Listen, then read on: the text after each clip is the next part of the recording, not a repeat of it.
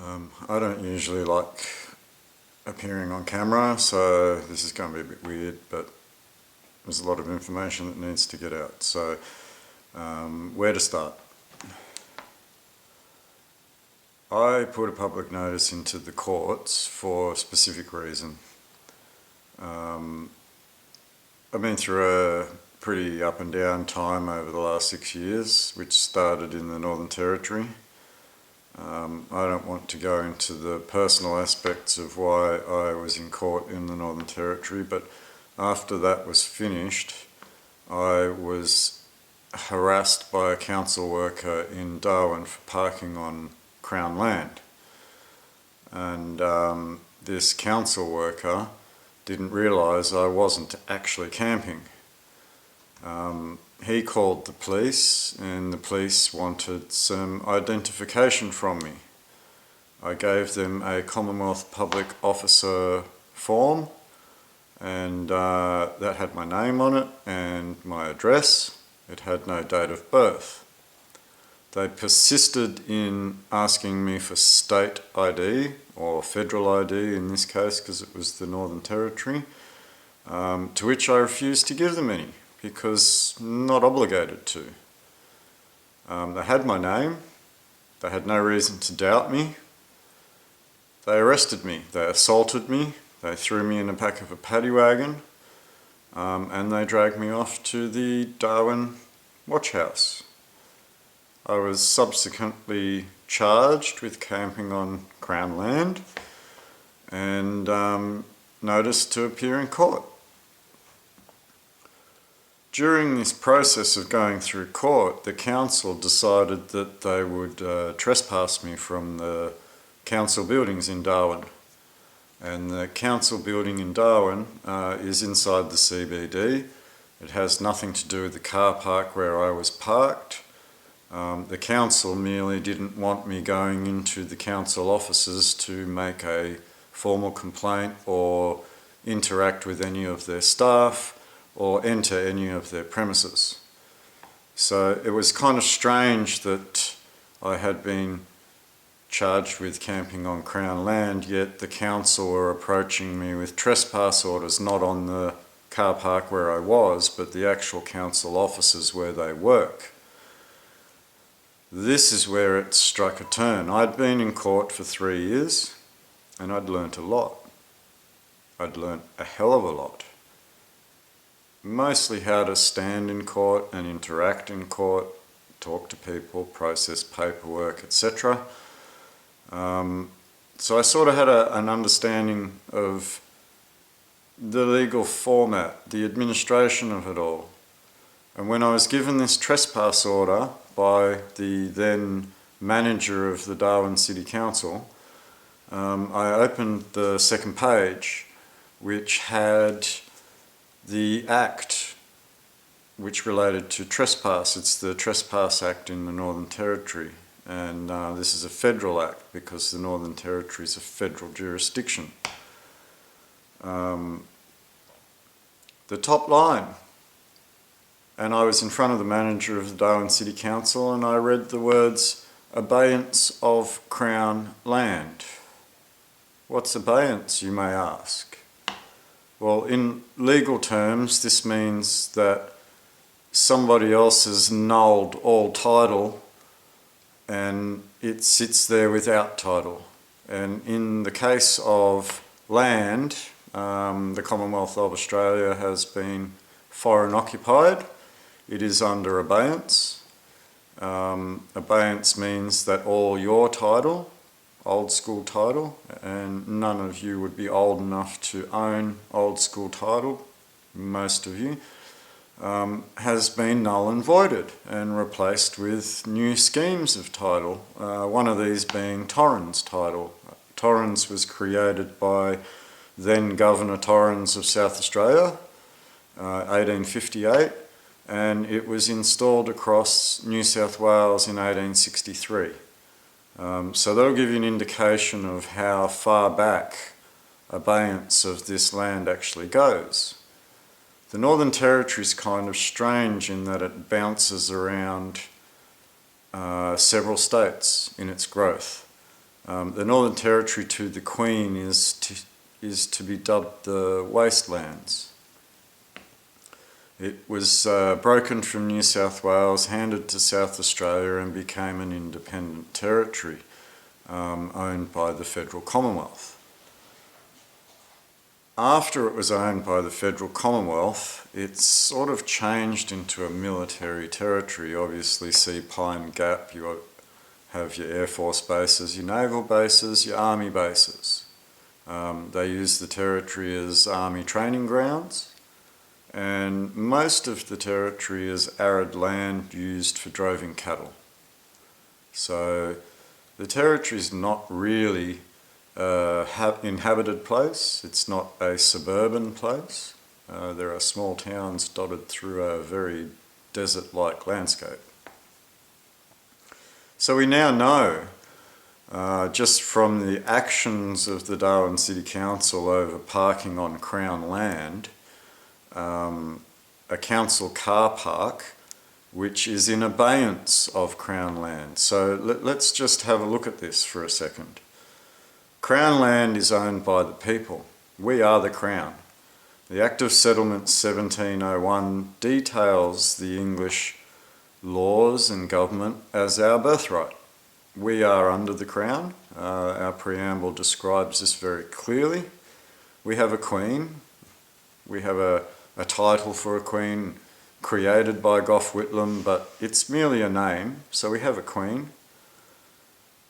We are the people. We, the people of the states, unite in an indissoluble federal commonwealth. So we the people are actually the Crown. So if you look at our preamble and the Act of Settlement, there is no ifs, buts or doubts that we, as a united people, are the sovereigns. Our Queen Monarch is merely our executor or figurehead on the international landscape for us as a body of sovereign monarchs, as a body of sovereigns under a monarch. So Crown land is ours. We shouldn't have to pay to use it. We shouldn't have to rent it. We shouldn't have to hire it. Now, when you go into a council car park, in this case there was no charges for actually parking in this council car park, but you'll put limits and restrictions. You can't park there for 2 hours, you can't park there for 24 hours. In this case, I was given leeway and told to leave after a day or two.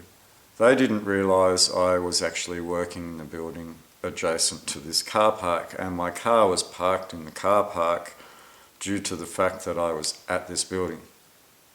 So I wasn't actually camping. We're on Crown land.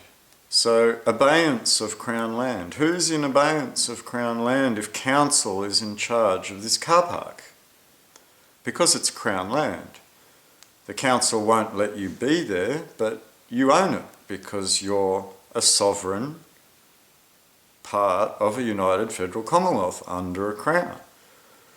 So it's yours, but the council won't let you use it as you wish. So it is the council that's in abeyance of Crown land. So who owns and runs the council? And then this was a trail that went back. I did my research and found out that the Local Government Act in the Northern Territory was installed in 1978 under self-assent. Self-assent, I thought, we're under a crown. Our crown has royal assent. Royal assent, something to explain later, but it's not self-assent. So you look back a bit further to the actual creation of the Northern Territory. And even that's given under self-assent. So who's creating a Northern Territory? What is the Northern Territory? Because it's now not obviously the Crown. We've demonstrated that through a car park. So what is the Northern Territory? It's just a corporation. It's a company. It has assets. It has an administrator. It runs business. It looks after business. It tricks you into thinking that it's a body in which you live, which is false. So now we have abeyance of Crown land run by a council under self-assent in a territory under self-assent. So how did this territory come about? It was created from South Australia and it was handed to South Australia from New South Wales. The strange thing here is that it matches the Torrens title date of 1863. In 1863, New South Wales gave it to South Australia. South Australia is quite unique in the fact that it is the only state created with its own money. It was planned before it was built. And it is tied to a family called the Montefiords. And this family was outed by Prime Minister Billy Hughes in 1919 when he stated that the Montefiords owned pretty much most of the cattle runs throughout the country. The other one there would be the Kidman and Co. But the Montefiords are interesting because they're tied to the Rothschilds. They are a banking, financing family. So we have this strange event where we have a creation of a company in the Northern Territory owned by a federal body. So this federal body runs out of Canberra. It's supposed to be our Commonwealth, but we've demonstrated that it's not because it's not of the Crown. So something strange is going on. This federal body also created Canberra. Canberra is a little bit unique in that it is a capital city state territory. It was created to house the Parliament. But whose Parliament? And this is a very unique question because the People's Parliament is actually in Melbourne. So whose Parliament is in Canberra? Well, we're the people united in a federal commonwealth. And we created a Parliament building in Canberra which sits empty right now. They use it as a museum. And our Prime Minister's office even has the desk and chair of the last Prime Minister that used it sitting there waiting for the next Prime Minister to use it. And we can prove that this is of the Crown because it has coats of arms out the front. And it has a very unique coat of arms where the shield for the United Kingdom contains an angel with a harp on it for Ireland. This is our estate. This is something that is very difficult to convey to people, but generally we own this.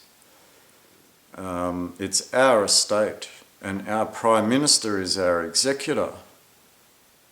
But that office sits empty, and we've proven that this is the Crown Office. So who sits in the other Parliament building then?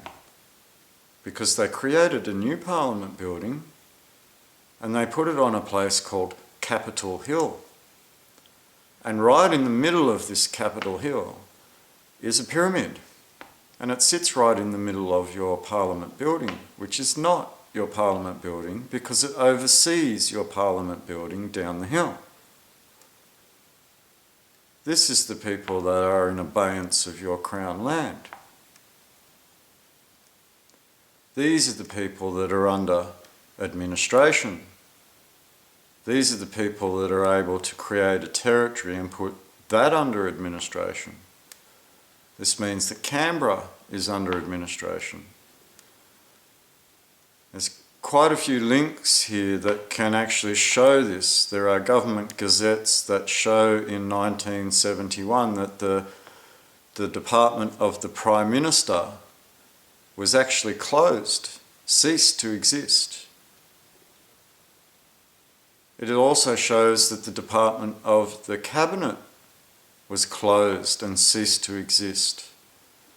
And then a new department was installed, the Department of Prime Minister and Cabinet.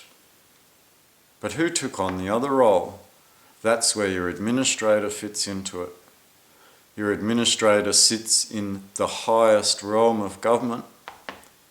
And what this means is that when you vote for your politicians and your politicians think that they're going to do the best thing for your local area, they can't. They will never be able to. The reason for this is that you will vote them in. They will bring you policies. Those policies are usually party policies. Parties are actually unlawful in your constitution because you should be sort of voting independents, and independents are driven by you. Parties have policies which drive you. These are policy talkers because we are all government. It's not them that are government. These are people that represent you, the government, to speak for all of you. So when you let a policy talker take over your role in government, they drive a party policy at you, and you sit there voting for their decisions. But it goes a little bit deeper than that, because you might like some of their decisions and they push them all the way up to the top, and you vote on them and you bring these people into power, and that unique word power, and then they start to promote their things and they start to do things around the local area, and things go up the chain to the Prime Minister's office. And this is where your executive branch steps in and says no. And it drives the Prime Minister's office under administration.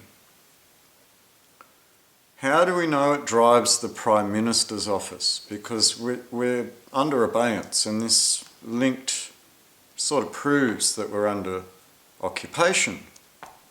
And most people don't read law. I've spent many years going through every act of our Australian Parliament, and some of the things hidden inside some of the text that you will read inside these acts is abysmal.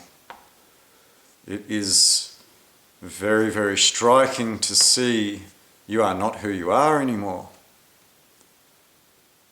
1910 is a very unique year for Australia because this is before World War I, and we are driven by national security policy. National security policy leads into the creation of the Crimes Act 1914.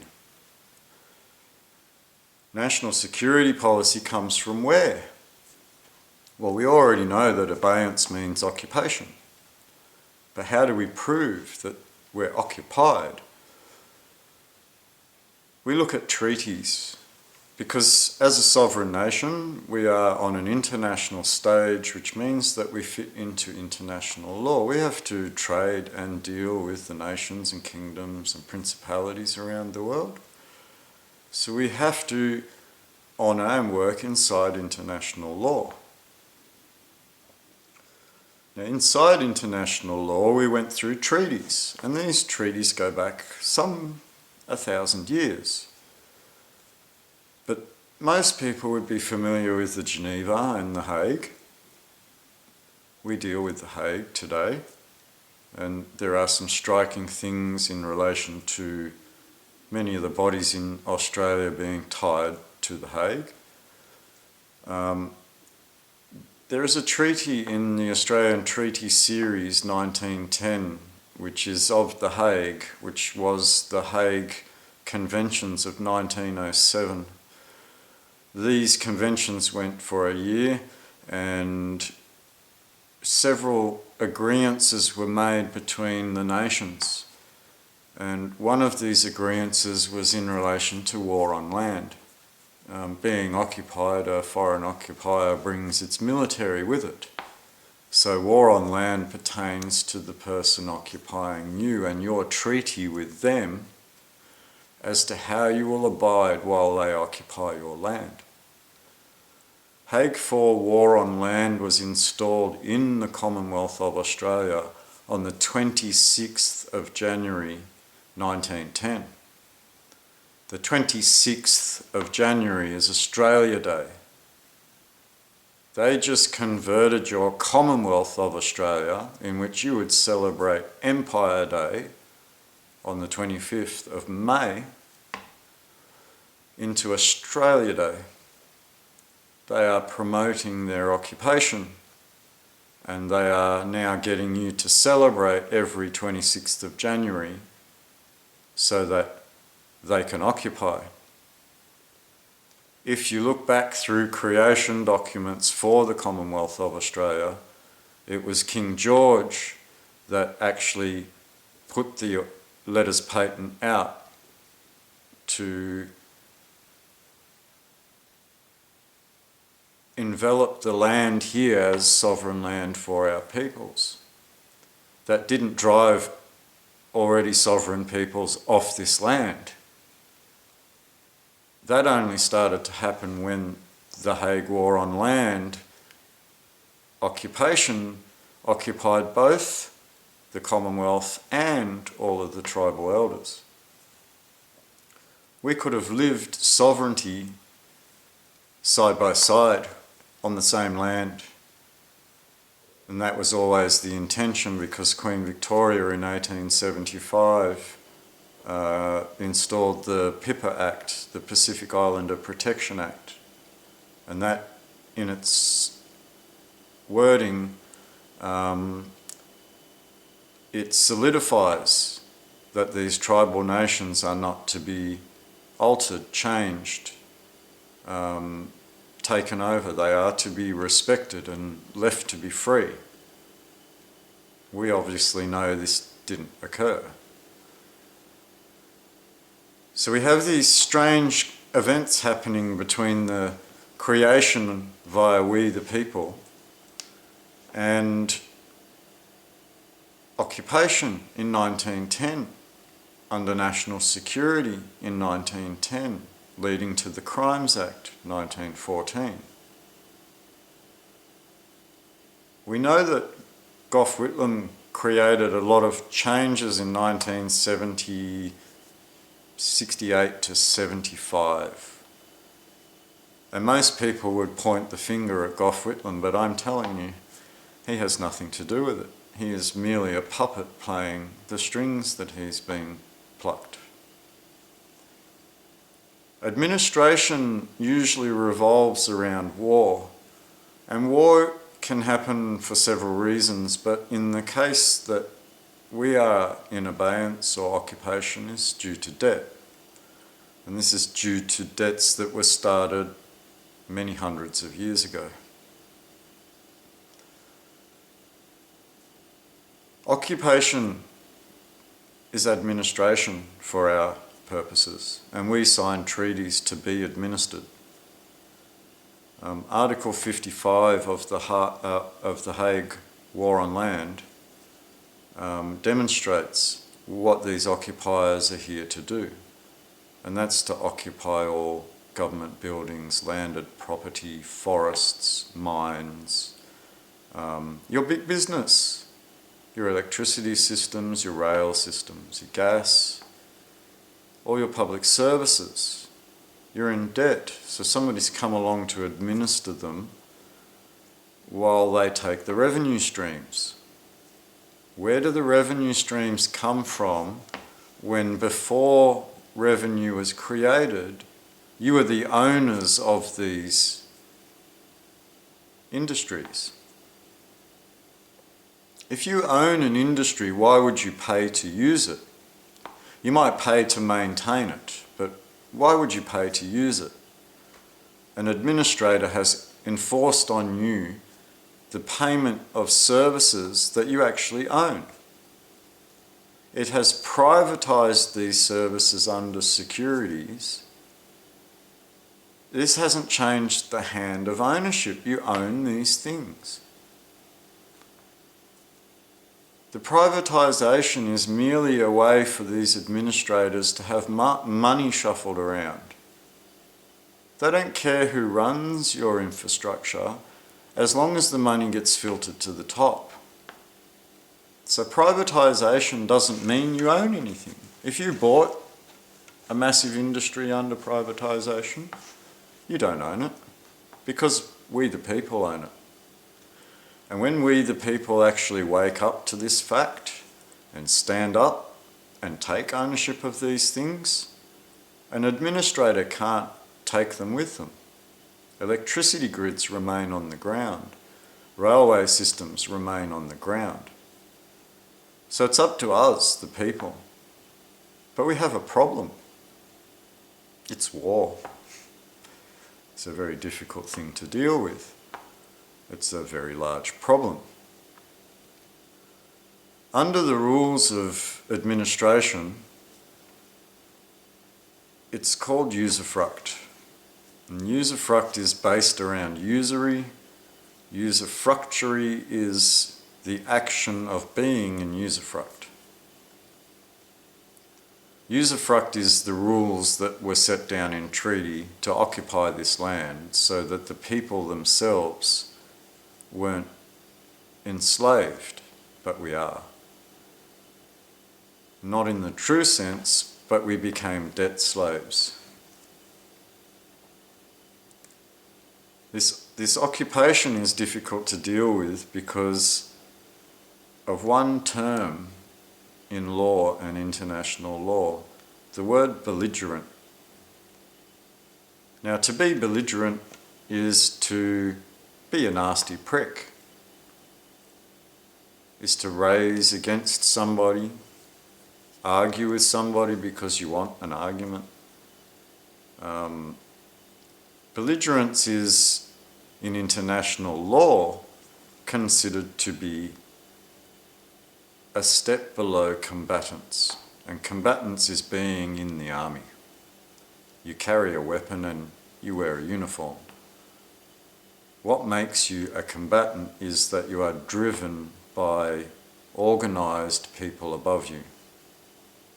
A belligerent also needs to be organised.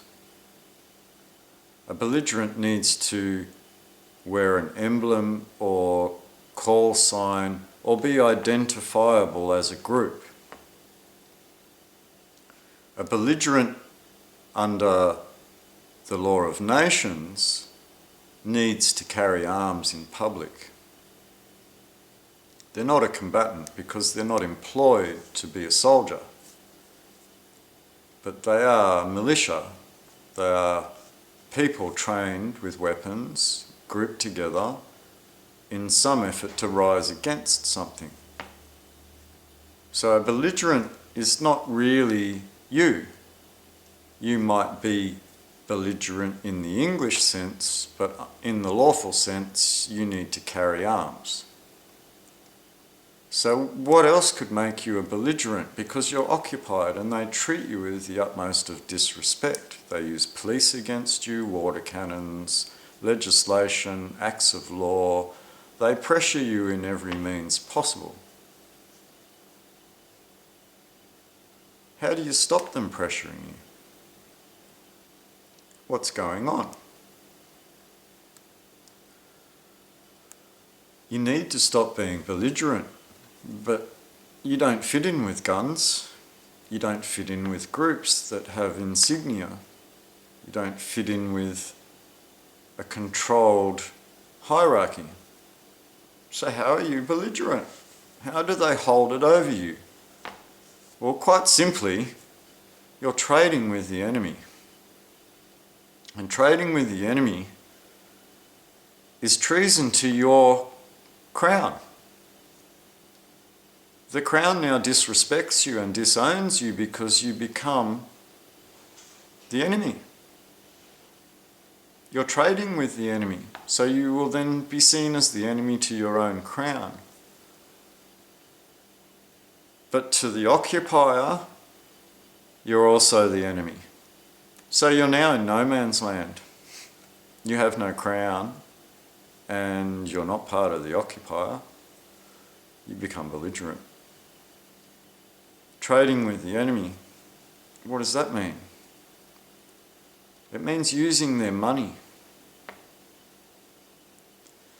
Money's a very difficult subject I'd like to go into later, but using their money. you're using a bill of exchange that is owned by them. So you're trading with their belongings. There's quite a few extra ways you'd be trading with them. Your birth certificate, your citizenship. Now, in my case, I pledged citizenship, and I am strangely unique in that my father harassed the then Governor-General for many years to get Australia Day ceremonies held, Australian citizenship ceremonies held on Australia Day, because Australia Day is typically a public holiday and government don't work on public holidays. But it would have been kind of unique to be Australian on Australia Day. So I am the first. My father was the first, my mother was the second, and I was the third person, and I use the word person very strongly here. I was the third person in Australia to be naturalised, but I wasn't naturalised, to be given citizenship on Australia Day. In that ceremony, you don't take oath. You pledge allegiance. Your parents did it. If you were born with a birth certificate, they pledged your allegiance by filling out the registration for a birth certificate. The word pledge is a very strong word. Pledge means to pay somebody else's debts. So you're honouring somebody else's debts by being an Australian. And we've already shown you that the parliament that sits above your parliament is Australia. What a situation we're in. Debts, money, belligerents, combatants, war on land, usufructuary. It's a very real scenario, but how do you get out of it? Because rising against a foreign occupier when you are occupied is a pretty stupid thing to do. You'd need to have a pretty big army to take on what's already on your soil. And under the current state of affairs, we are in what's called or dubbed by the CFR, the top 500, as the fourth generation of war. And if you Google it, the term fourth generation of war, you will be able to read. This was a term created in the 90s over the generational occupation which started through the American Civil War in 1860s. So here we get to a date, 1863 again. I'd urge everybody to go and look at the Lieber Code, 1863, General Orders 100 of the US Army. I'd also urge you to compare that document to the Hague IV War on Land. This demonstrates that your Commonwealth was occupied when it was created. But we, the people, own the Commonwealth. So an occupied empire in 1863 and free men attempted to separate themselves from this empire and create a Commonwealth. This Commonwealth was taken over within a few years. The influence from the powers that be didn't allow this Commonwealth to build into fruition as it was actually designed to be. We've had less than 7 years as a Commonwealth. Think about that. It's 2015. The Commonwealth was created by people under the blessing of Almighty God in 1900. It had 7 years of freedom before it was occupied by bankers under treaty at The Hague. You don't live in a Commonwealth. You live in Australia. To stop it means peace. To stop it means stop trading with the enemy. To stop it means stop going to protests. Just a word on protests. To protest is to beg. You own the Crown. The Act of Settlement details this very specifically to you. It's yours. Why would you do that? Beg to your policy drivers. Why would you let your policy drivers run your parliament? Are you too lazy to be independent and drive your own policies? Yes, you are. You let policy talkers drive their policies and you vote for those policies. You don't put forward policies through independence to get stuff done in your Commonwealth. So that's another way to attack this. I use the word attack very loosely because we're talking about belligerence here, and it has to be done in peace. So you have to come in peace. You have to come individually. You can't be united against a foreign occupier. Once you do that, you are united, strangely enough. You can't come united. You must come individually. And in coming individually, you will be united. And you must do this in peace. It's the only way.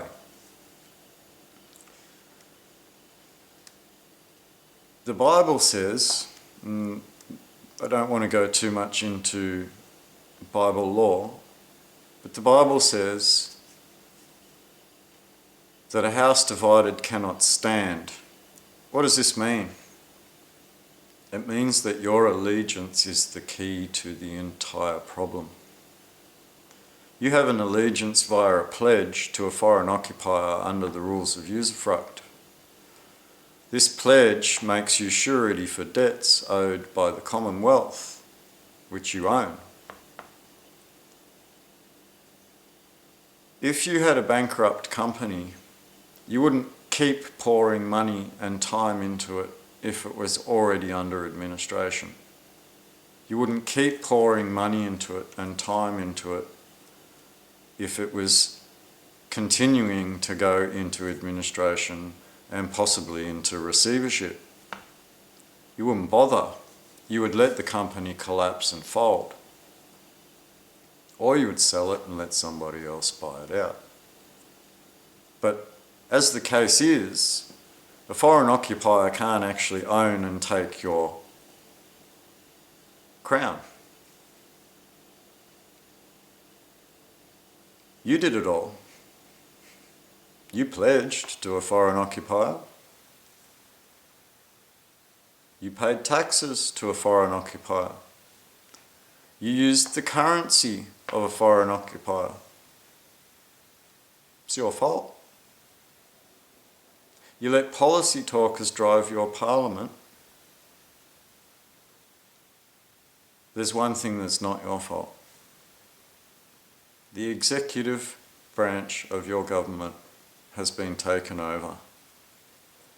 What this has seen is the loss of your judicial system. Your judicial system under the Crown comes under God. The Queen is the defender of the faith of this judicial system. If the executive branch have taken over this judicial system doesn't exist. And this is which can be very, very clearly demonstrated within a court of law. You're treated with the utmost of disrespect within a court of law now. You are property. They throw you around and order you around. They use millions of lines of legislation against you. You have never given consent to this legislation. This legislation never got royal assent. Royal assent means that it must adhere to the Bible. Why the Bible? At the beginning of this video, I mentioned an estate. Why the Bible? The Queen embraced the last will and testament, the Bible. The estate is a testamentary estate, the last will and testament. You are all the beneficiaries of this testamentary estate. We the people, under the blessing of Almighty God. And in this estate, we created our parliaments, our courts. We even created ambulances and fire engines and scouts, and there are many aspects of society that are actually born from this one aspect. How did it come to be? Through this last will and testament, this estate was created, and this last will and testament became the law of this estate. What this means is that the Bible is actually the law of the Commonwealth of Australia. And all the law you follow now belongs to a foreign occupier. How did it become the law? Well, we're a crown, and a crown has a head figure called a monarch. Our most gracious Majesty, Queen Elizabeth II, took the reins as this monarch under Royal Styles and Titles 1953. She embraced the last will and testament by going through a process called coronation. During the coronation process, the Archbishop of Canterbury, along with the Archbishop of Scotland, present this Bible to the Queen as she becomes the head of Scotland and the head of England. She kisses this book and it's presented back to the Archbishop, and the Archbishop places it upon the altar in Westminster Abbey. This action by the monarch for you, the people, allowed your sovereignty to happen. She is the defender of faith. Her whole entire role here is to defend your sovereignty. Your sovereignty comes through the Bible because it's the law of your estate. Sovereignty is in relation to nations, kingdoms, principalities, whatever you want to call a country. Sovereignty relates to that. It doesn't relate to you as a man on the land. You're free to run and hunt and fish and run through the hills and build homes, whatever. Sovereignty doesn't have anything to do with your right to be free on the land. Sovereignty has something to do with you united to represent yourselves in international law so you can work with the other countries around you. So your monarch defends this. But she's not a ruler of you. How so? Well, it's you, the people, that created the Commonwealth of Australia. We, the people of the states, we, the people of New South Wales, Victoria, South Australia, etc., unite in a federal Commonwealth. It was you, the people, that went to debates of federation for the 25 years before the creation of the Commonwealth of Australia Constitution Act.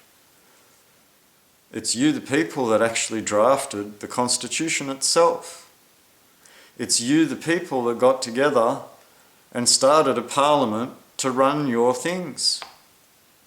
It's you, the people, that turned around to the Queen and said, "Will you defend our faith?" And a Constitution Act came about which tied the Constitution to it.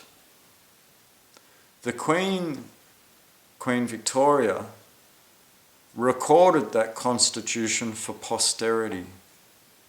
It can never be erased, it can never be forgotten, because it's yours. It's ours. We, the people, under the blessing of Almighty God. A Roman saying, vox populi, vox Dei. The voice of the people is the voice of God. We, the people. Why are we letting policy talkers drive our parliament? These people are hiding the fact that you're occupied. These people are not conducive to your Commonwealth of Australia. These people have no interest in you, per se. They may think they do, but the process that allows them to be doesn't allow them to be for you. It's difficult to convey everything that's going on, but the key here is your allegiance.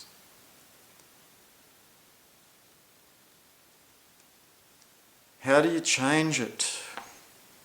It's a very unusual thing. Human rights protects your freedom to choose your allegiance. Australia government, occupying government, signed documents of human rights. It is party to these documents. It must adhere to all of the treaties that it signs. The Law of Nations states that if a country doesn't adhere to a treaty, then it shows all the other nations around the world that it doesn't adhere to treaties. It opens itself up for war, so it must follow its treaties. If in its Human Rights Acts it's protected your right to choose by free will your allegiance, why don't you do so? What is your allegiance? Well, love thy neighbour for starters. Know your law, secondly. Legislation is to manage your public servants. You are given 10 commandments. Choose between 10 or 10 million. You follow 10 commandments, or you follow 10 million lines of legislation because you gave the occupier the right to do that to you. You as a people start treatying around, and before you know it, education will start a watershed. More people will start to see that 10 commandments is better than 10 million lines of legislation. And in doing that, they will see that the police and the courts and the executive branch of your government that occupy your judiciary will slowly lose its power. We're starting to see in the last year more and more people go to court and actually show the courts that they are the Crown and that 10 commandments actually exist. These people are starting to win in courts because the judiciary are a failure. News in Australia recently has outed both the Tasmanian and Queensland judiciaries for not having signed correct oaths for over 30 years. They try and downplay these things and state that they make laws to protect the judges for the failure over the last 30 years. But what about everybody that was sentenced under these laws for 30 years? They'll protect themselves and these people have no recourse. But essentially, every single judgment under your Commonwealth for the last 30 years has been a lie. None of these judgments can stand up. This means that murder trials must be retrialed. And this means that all summary offences that are petty crimes need to be absolved and disappear. 30 years of failure of justice is a very, very, very serious thing. When your judges don't abide by oaths that they take to your crown, this becomes treason, people. It's difficult to pin treason on your parliament because of the way it's structured. But your judges, your judiciary, your police have an oath to the crown. They're not controlled by an executive branch of government normally. Thou shalt not judge the person of the rich, nor the person of the poor. Person of the poor, person of the rich. What this means is that you shall judge the man behind the person equally. What you're finding today is that the rich man's person gets a lesser than the poor man's person. Your judiciary are in dishonour. Your judiciary are in treason. Your judiciary are in breach of Section 44 of the Constitution. Your judiciary are guilty of the most heinous crimes within this nation. And this means from the High Court down to the local court, because it's controlled by a foreign power in your executive branch of government. And your judiciary sign oath to your crown. In signing oath, they have a lawful obligation to adhere to that oath. And that oath is your preamble and your constitution. They don't adhere because you don't get trial by jury. Your constitution protects this. You don't even get a proper courtroom. Your constitution protects this. You don't even get proper state courts. Your Commonwealth constitution protects this.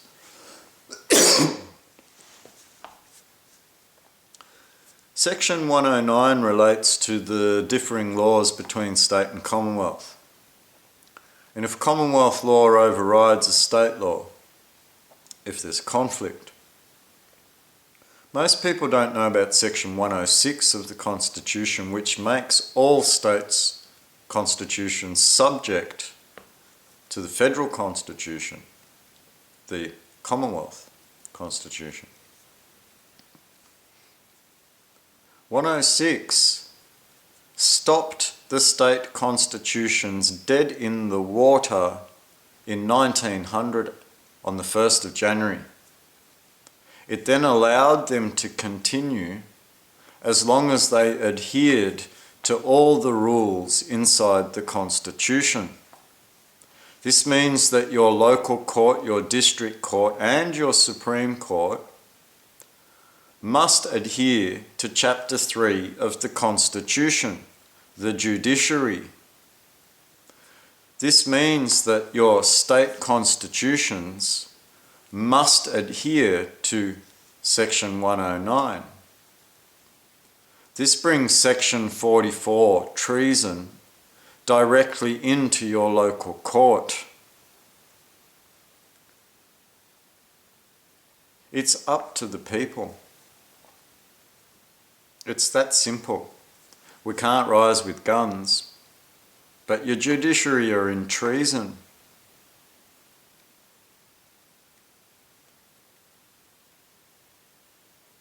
If you don't watch what you're doing, you're allowing war crimes to happen on an international stage. When you know what you're doing, and you get forced these things, you become a political prisoner in a landscape, which is a theatre of war. And that's where I sort of fit in as a political prisoner. Because they will oppress and push around until we all stand up. It's that simple. They must follow their oaths. You're the only ones that can make them accountable to that. Because the executive branch of government isn't going to do it. The Prime Minister and Cabinet isn't going to do it. And the people you vote into Parliament to change the laws, they're not going to do it for you either. Conundrum. So in closing on this video, I've been going for quite a while, and I'd like to make another one on money. People need to understand what this Foreign Occupiers Bill of Exchange actually is. If there are any questions from people, it's best done in writing, because this is a very in-depth subject and a lot of people can't grasp the greater details to what's going on. But the simple thing is allegiance. You must choose who you are in allegiance with. And you must stand united against the people you choose not to be in allegiance with. And you must do it in peace. I come in peace to make all things whole.